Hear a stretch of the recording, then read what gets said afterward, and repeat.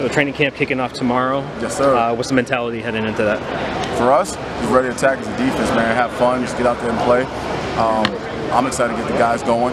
We got some young guys out there that's ready to contribute. It's been a while. I mean, I think the whole defense for us, we've been talking about it for a long time. We're just ready to go back out there this year and play and just take our style to the other team. In the spring, the word I think that was used the most was players are more comfortable. Mm-hmm. Did you see the same thing in the spring? I would say not even more comfortable. I'd say I wouldn't use comfort. I'd say more confident. And I think it comes back to what Coach Epsels had Coach Klein do in the offseason with these kids in the weight room, and it's the buy-in. That's the thing that we saw the most of. Like I had guys that were completely different in the spring that I didn't fall. Yet we were able to get closer and closer as a group because they're buying into it. And you know how what that is. When you put in more, you'll get more out of return, as opposed to the other mentality. You just keep wanting things in return, and you're not investing. You're not putting anything into it. So I think that's the thing. That's honestly the most exciting thing. I had the opportunity to spend a lot of time here this summer, and just kind of see the guys on the field. You could just see no one's afraid. You know, I don't want to say it's a generational thing, but a lot of guys are afraid of holding people accountable, and that's what his program's built off, is accountability. And when you know that you've invested and you know what's at the line, you're not afraid to look over your teammate and say, hey, let's get this thing going. And then the other person now doesn't get sensitive to it because they know it's out of love, and it's that shared experience that they're doing it for the right reason. So it's the confidence. And like I tell everybody in our room, the first thing we start off every day with is confidence breeds success, and success breeds confidence. And when you basically know what you've invested in, you have more confidence and stronger. So now I'm willing to go ahead and go play more aggressive. You know, I've worked hard in the playbook. Now you know your playbook a little bit more. So that investment, these guys are now doing it, and I think he's done a great job of what? Showing them the success that we're getting from it, and now these guys are confident in him and want to follow it and see. He has a formula, and I think that's the thing. I don't want to say comfort, but I would definitely say confidence. Jamar Summers, Trey Bell, Jordan Swan, no longer here. So you're really looking for two new starters on the edge. Oh yeah. What are you looking for from those guys to really step up and differentiate themselves to get that starting role? You know, honestly, I think I just want them to get better every day. I want to get competitive guys, and I think that what our job and my job as a coach is to not just throw them into the fire, but develop them. The younger kids, develop them, and you know we have a lot of guys, and maybe it's something that might be find which kid could be successful and where. That's what Coach brings his great expertise from the NFL. It's a personnel game, so put those guys in situations that they can be successful in. And I don't think, regardless of whoever wins it, well, I think that with the talent we have in this conference, it may be a split job.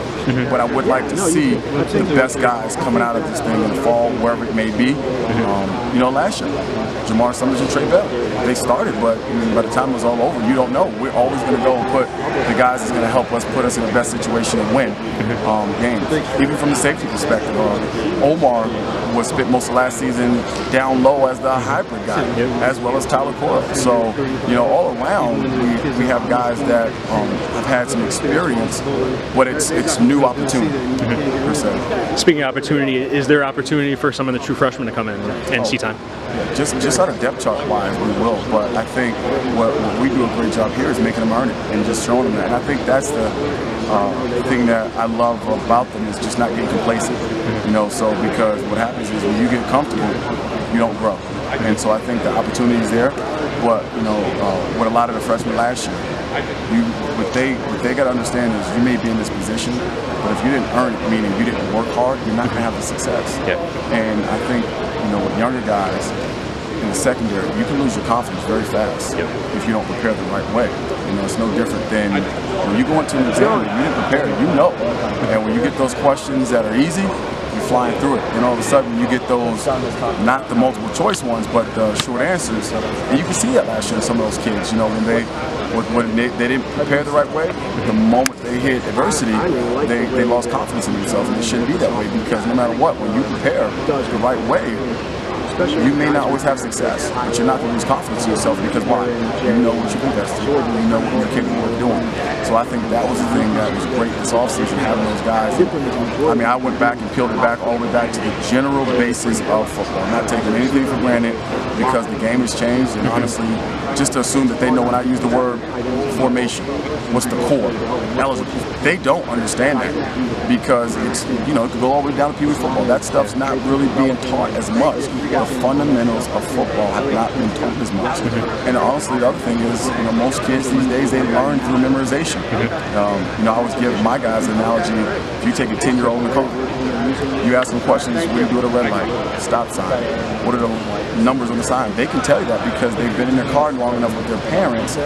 Mommy stops at this sign. So they do, and that's how most kids these days try to learn football, through repetition and memorization rather than truly understanding it. And I think that was going to help. I'm hoping that helps us because we've built a good foundation with the way we implemented having technology to have these kids have full access to that type of stuff and asking questions. That's the thing I will say is good. They're not afraid to ask questions. Speaking of learning, in your first year last year, did you find it difficult at all to figure out which guys learn better on the field versus in the meeting rooms? And having that better understanding now, is that going to help teach these guys a little better? Not just them, but we were learning still as staff. You know, we spend a lot more time not only in the office but off the field with each other. And I can understand now exactly what Coach Cox may want, what Coach Etzel may want. So I'm even learning, you know, that type of stuff. I think the thing that no matter what is you pretty much can tell who learns how in which way, and even sometimes even get them tested in that aspect. But the thing that you can't tell, you can't gauge is how much are they prepared. You know, that's the thing that you can't really gauge because what I'll tell you is a lot of more so younger kids, based on kind of what we were talking about, all coach on kinesthetic learning. Yet they don't do anything to have success by putting themselves in that rut because what they do is that's their cripple and mentality, that's their crutch. You know, so they force themselves to not learn it the other way. But, you know, the thing is now with depth, where do they get their rep from? So now they're forcing themselves to learn it because they may not get that rep with that opportunity. So I think, yes, and to answer your question again, I think everyone has got more comfortable understanding how, what, where. But I think, again, you know, you never know because here you don't have them as much as professional level or whatever level it is. You just hope through the recruiting process you got the guys that care and want to be successful. I think what Coach has done has gotten us that much closer, and I think what we've done in the program from the strength staff, from the training staff, is everybody now is getting closer. You can see that buy-in, and I think that's what's letting me know they're preparing more. I get questions sent to me at night. You know, hey, Coach, what does this mean? You know, Coach did it, and that's why I know. Now you see the care factor. It's important to me. And again, it's because it doesn't matter how bad I want it, it doesn't matter how bad Coach Etzel wants it, if they don't want it, we're not going to be a successful program. Taking away wins and losses, what would make this year defensively successful for you, in your eyes?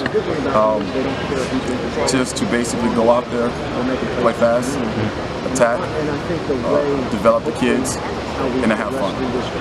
I think that's what would make me happy with our group as a defense because, you know, you got to look back at things and who are you, and you got to make sure that you stay true to who you are and not let other things dictate it to you. So I think for us, it's just get better every day, have fun, continue to be attack style, you know, instead of letting, because I don't care who you are. This is one of the most impressive conferences I've been around at professional level.